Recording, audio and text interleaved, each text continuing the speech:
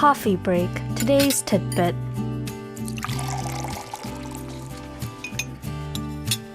All right, it is time for our tidbit of the day. And our assistant extraordinaire, Angela Jung, joins us in the studio. Angela, hello to you. Hi, SJ. How's your weekend? It was good.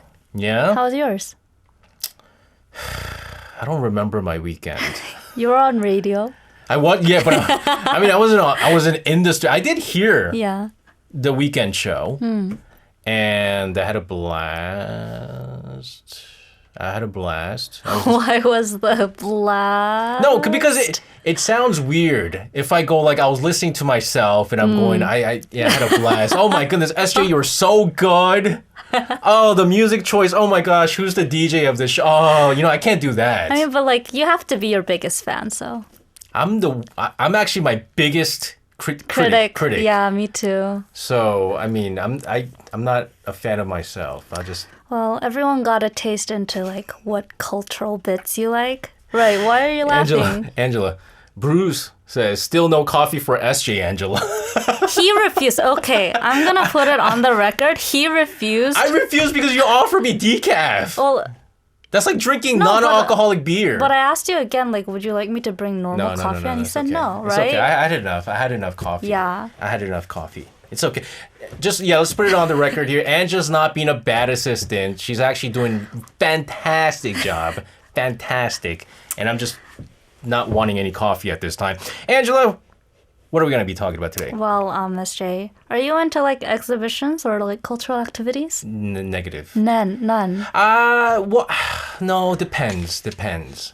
I like looking at abstract art. Like Jackson Pollock. Oh, that's my favorite artist. Because he's the most famous abstract artist. I mean, that's true. And then I've been to Tim Burton exhibitions, weird stuff. But other than that, no. Why? Why do you ask? Well, if today's segment will be fun if you're into art. But even if you're not into art like SJ, it might be fun because there's an exhibition happening in Seoul right now that art lovers won't want to miss. It's called Frontiers of Impressionism, Paintings from the Worcester Art Museum, in Korean 인상파 모네에서 미국으로, and it's happening at the Hyundai Seoul's Alt One Gallery. And you have to do that in the best Boston accent.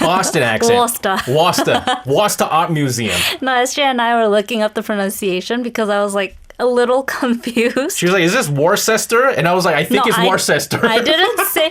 Okay, SJ is making stuff up today. What'd you say before?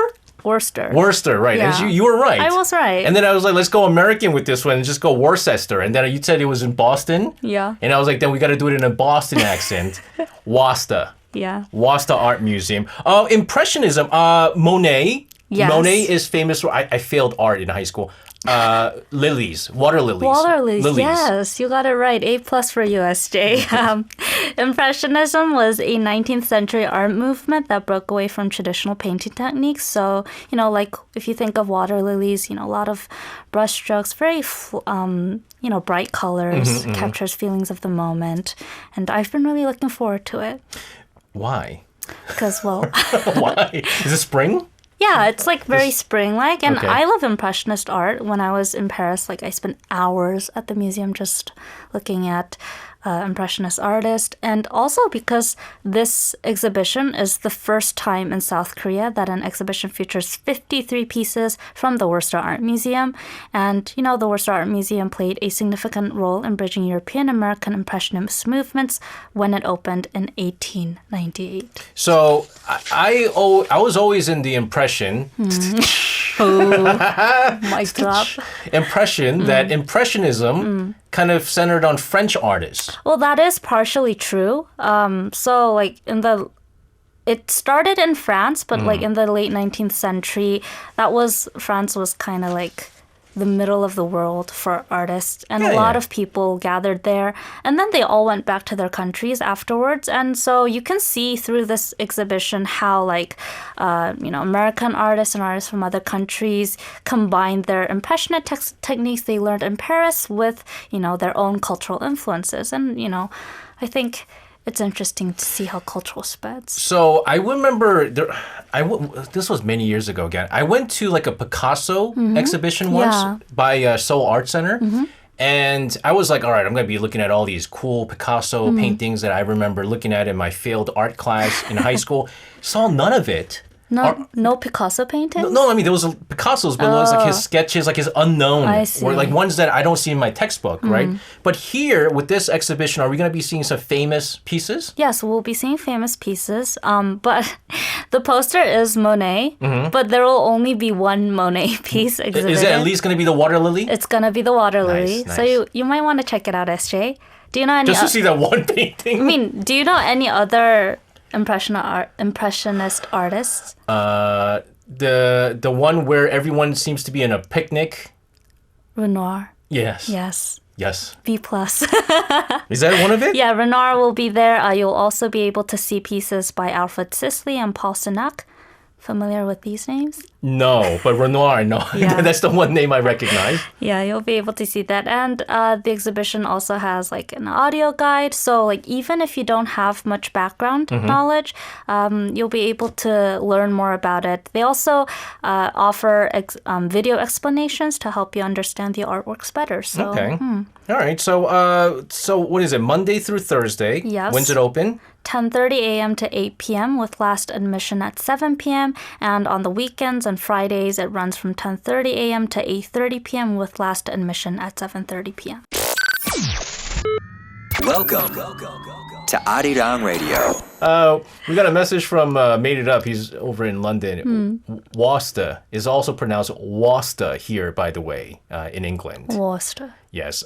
Bruce says water lilies on permanent display at the Getty a few miles from me. And I was like, wait, I thought water lilies was coming to Korea. And you said?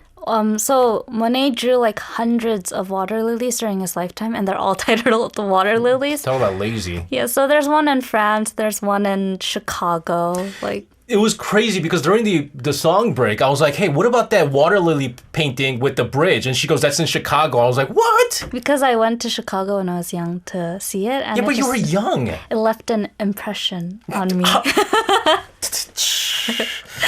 Another major event happening this week. What can we look forward to, Angela? So if you don't like exhibitions, do you like musicals, SJ? I do, but it's expensive. Yeah, it is. That's a shame. But still, though, let's talk about it. So I also love musicals, and I'm really excited to talk about this. The Last Empress, or 명성황후 musical, is back, and it's back for its 30th anniversary. 30th anniversary? Yeah. It's been around for that long? So it first premiered in 1995 at the Seoul Art Center, not far from here, 예술의 전당. Oh my goodness. Yeah. 1995. I can't imagine like musical industry being that big. Yeah. But it was around for that long. Tell us what this musical is about. 명성황후 is, do you know who she is? Yes, The Last Empress.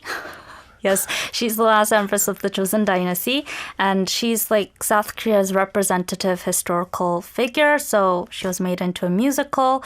It's based on the true story of Empress Myeongseong and her tragic fate of being assassinated in 1895.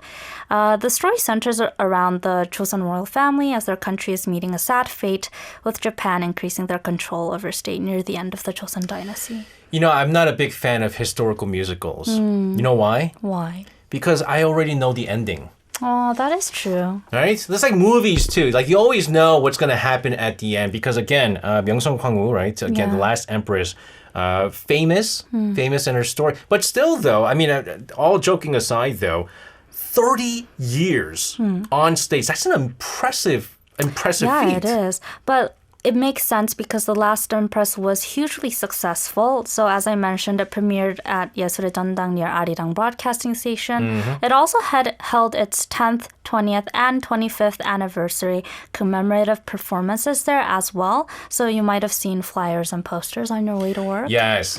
Every time there's big posters on the building, right? And there's like a lineup of all the shows that they're going to, oh, that's what it was. Yeah. Here's the thing though, Angela. This is cool. It's even performed in English. Yeah, that was really cool. I looked it up, and Last Empress, after its success in Korea, performed internationally, including in New York, London, Toronto, and Tokyo. And when it was staged at New York's Lincoln Center in 1997 and in London's West End in 2002, it was performed in English.